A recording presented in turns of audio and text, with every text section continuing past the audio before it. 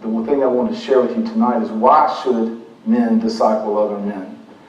And better yet, why should you disciple someone? So as Keith was introducing me tonight, here's the prime example of why you should be willing to invest in someone else.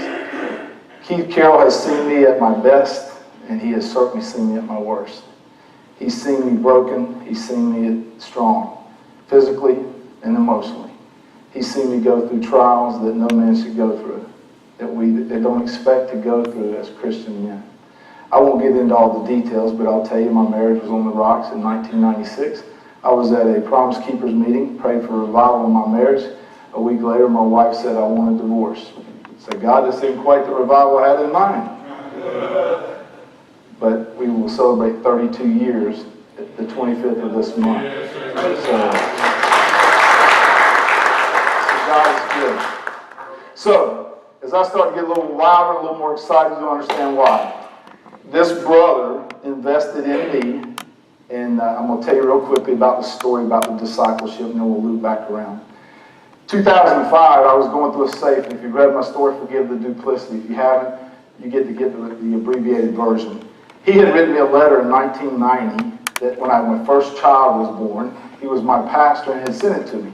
And this letter was congratulating us on our child and how he was looking forward to how we were going to be used by God to mold this child and how God was going to use me in the kingdom.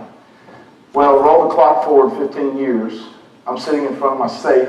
As many of us have, old documents don't really mean anything. We think it's important to hang on to insurance documents, whatever it happens to be. So I had this safe set aside, so I opened up on a Saturday morning beside my bed. I'm by myself. My wife's off doing other things. So I start thumbing through the paper, and I come upon this letter written 15 years earlier.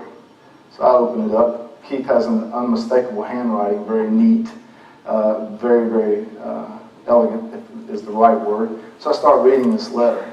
And in that moment, the Holy Spirit washed over me. I just started crying. And I'll tell you what the problem was God asked me the question, what have you done for the kingdom? I've been a Christian since 1976. Do the math. So that's a long time. 29 years later, is that right? 2005. And I couldn't put anything of any substance in my hand other than I was a fairly decent boss. People knew that I loved the Lord. I would pray with my associates if they needed it. But when it comes to the four walls of the church or any activity within the church, I had done nothing. Then Keith can tell you, oh yeah, I would go on the fun things. I wasn't out fundraising. I wasn't behind cooking breakfast on a Saturday morning. I always had an excuse, like every man does. But what happened on that letter, when the Holy Spirit washed over me, I picked up the phone on Monday and I called Keith and I said, brother, I cannot get my arms around this father-son relationship. And this is where your impact makes a difference. Two ways. First, as a father. Second, as a brother in the Lord. If you are a father, it's never too late to make a difference in your child's life, or in another child's life, or in a young adult's life, or in an older adult's life. So if you're sitting here, and as I look across the audience tonight, you know, we have a pretty diverse group of people. Pretty diverse group of people. One of my teammates from college a few years back came to speak at our men's group, and one of the guys asked him a question, and I think might have been, he was probably 75, 78 years old, because he was talking about timelines, and is it ever too late? And my friend's a pastor up in Pennsylvania, and he challenged him. He said, you know, he was using an analogy, first quarter, second quarter, third quarter. He was putting us about the third quarter point, I think, in our lifestyle. So when the brother asked the question, he said, well, I believe you're in overtime. He said, but it's never too late. So the point is this, that we have to finish strong. We have to make a difference and finish strong. Tim Tebow's father spoke at our last men's summit up in Greensboro or Cartersville. And the thing he challenged everybody to end with, he said, you know, if you're being judged on your works, what is that judgment going to look like? Is it going to be incinerated and it's all gone, it's worthless? Or is there going to be something of substance that you're going to be able to bank your rewards on, and your heavenly rewards are going to be given to you on? I want you to ponder on that just a moment. Doesn't matter what you've done. It's all about what you're going to do. I heard a friend say the other day that the rearview mirror is there for a reason. It's the smallest in the front windshield. It's only there as a reminder of what's behind you and where you've been. It's not there as your vision to where you're going. Get that? The windshield's big, the rear view's sitting up there just to remind you not to hit the same potholes as you go through your journey. So my point is this. This is a brother who has been through my son's, I had a son diagnosed with sudden death defect in 2010. Those of you old enough to remember or follow sports, hang gatherers back in the 80s died of, just fell out on the floor, second collapse, basketball died. My son was diagnosed with that in 2010. My sister committed suicide in 2010. I lost both of my parents early in life. All those things that were very, very difficult. And I'll even be so transparent because my buddies that know me know that I don't hold anything back. I wouldn't be here today if it wasn't for Keith Carroll. Because there was a point in that journey, even as a Christian brother, that I had decided I had had enough. That the challenges and the toil and the turmoil was getting to be too much. I'd been without a job, I'd been laid off, I'd been underemployed, I was consulting, and so much coming at me. And in the midst of that journey, there was a brother that was hanging side by side with me, who was there, who was mentoring, discipling, loving on. We weren't intended to go through this life alone. Jesus started out at 12. How many did he end up with? 11. He had that core group of men beside him the whole journey. A few of them fell asleep. A few of them weren't where they were supposed to be. They all ran off eventually, but he had a few. And he had 11 for the majority of the journey. Amen? Amen. So, do you think that you can make a difference? Absolutely. It's never too late, gentlemen. It doesn't matter if it's, you may plant the seed and you may never see the results of your plant. It may be someone else that harvests that seed. Amidst that journey, in 2009, I'm going to share a little bit more with you about my testimony.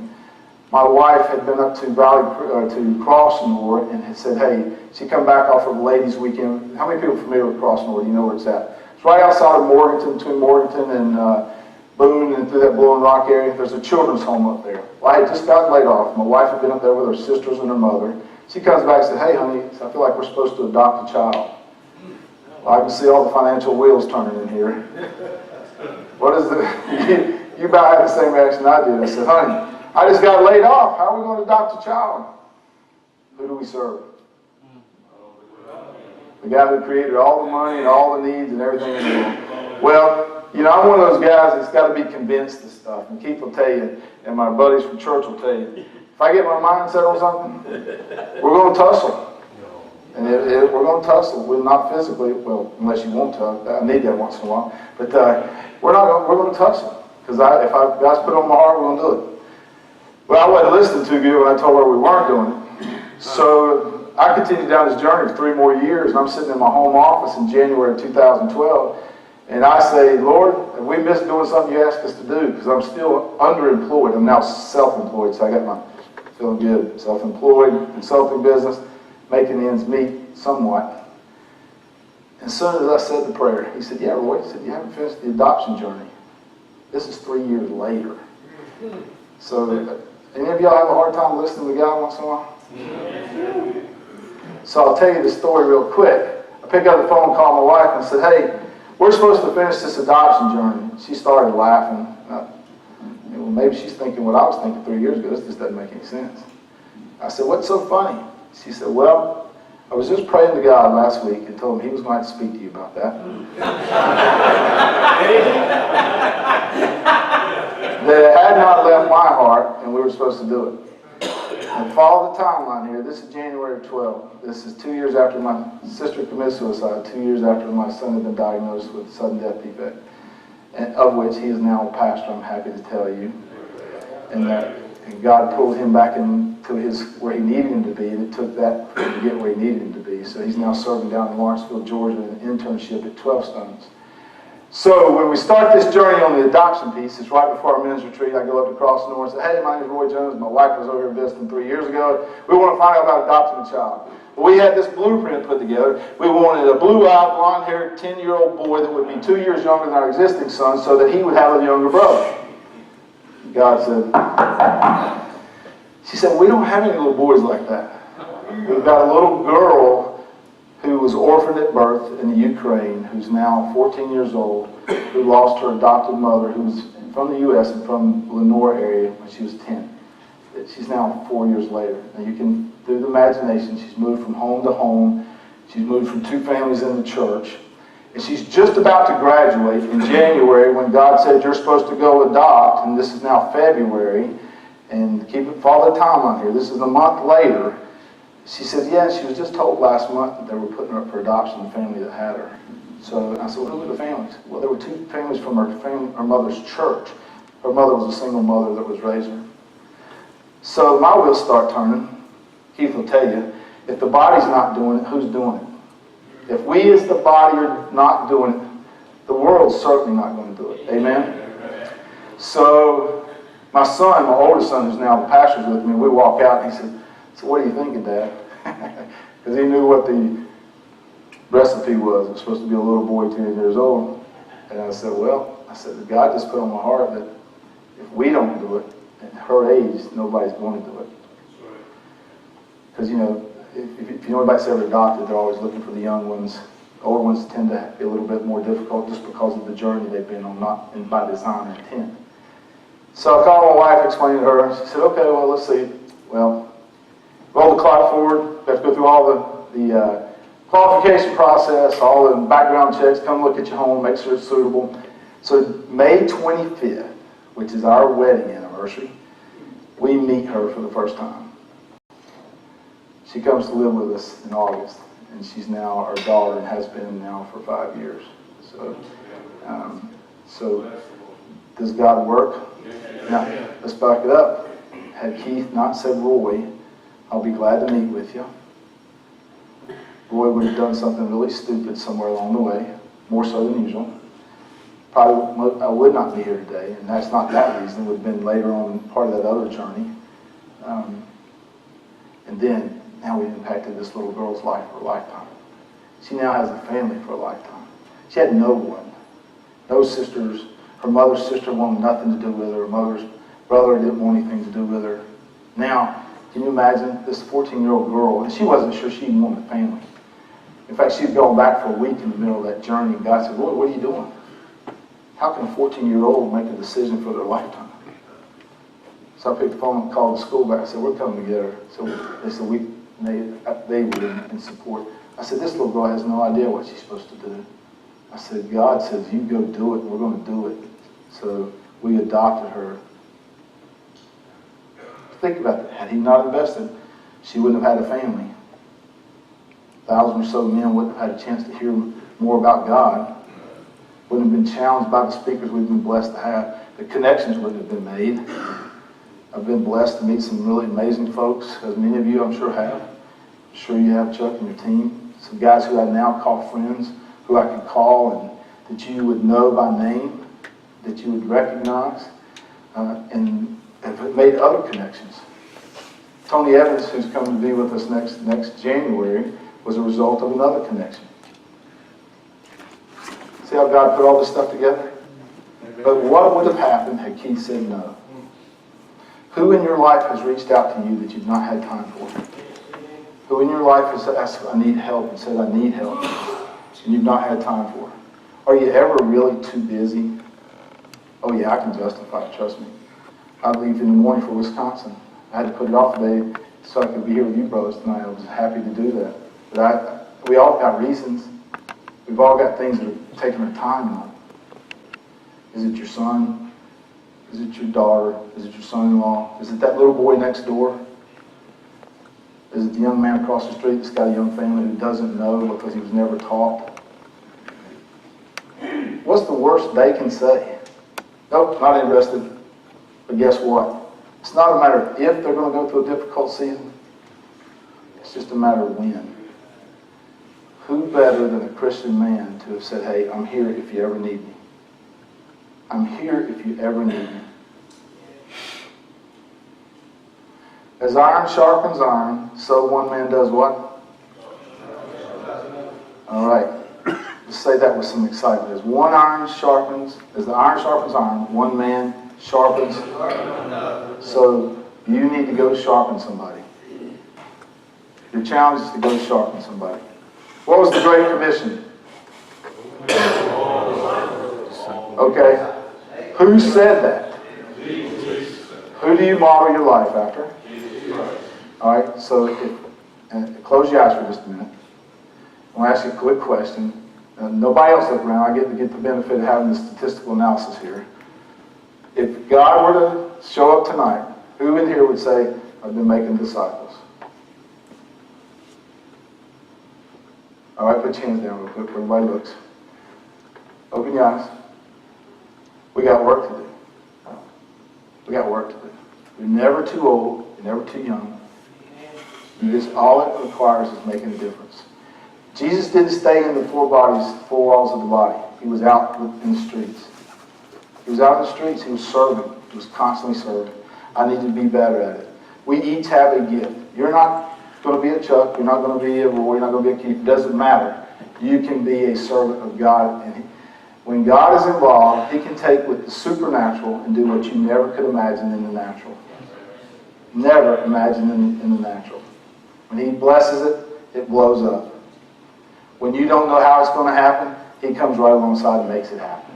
When you don't know where you're supposed to go, He's got the compass. He says, okay, well, I want you to go here. Hey, we all get discouraged. We go through physiological things that bring that on. And I'm going to say here, this room, I can share this with you. If you haven't had your testosterone levels checked, get them checked. It's a natural occurrence in men, and it affects how you feel. It affects how your morale is, how you look. It affects it all. There's nothing wrong with it. I'm telling you as a brother, go get it done. And you know why I can tell you that? Because I had to get it done. That's how I get to stay so big all the time. Listen to these statistics as you think about people in your life and where you can make a difference.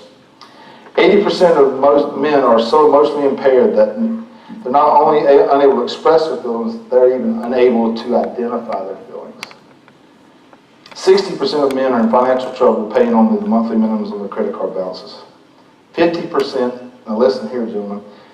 Now this is not, it's going to be counterintuitive to my comment about the testosterone level, but 50% of men who attend church actively seek out pornography. Who's got a smartphone? About everybody in here probably. Worst thing ever happened to our Christian walk, in terms of the temptation, could be the best thing, but we've allowed it to become one of the worst things. It's one of the worst things that could ever happen to our children.